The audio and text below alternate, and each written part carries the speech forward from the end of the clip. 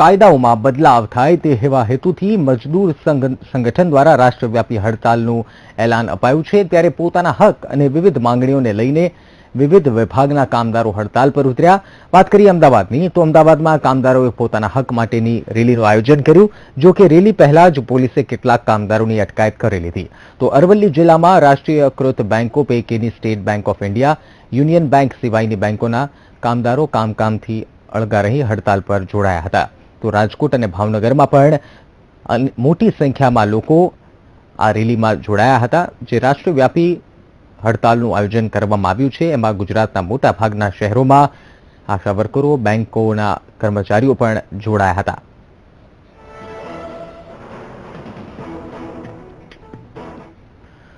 આંગણવાડીની મહિલાઓ કર્મચારીઓએ પગાર વધારા મુદ્દે અને વિવિધ માંગણીઓને લઈને રેલી યોજી હતી। તો વાત કરીએ રાજકોટ જિલ્લાની, તો સખી મંડળ અને આંગણવાડીની મહિલાઓ દ્વારા રેલી યોજી હતી।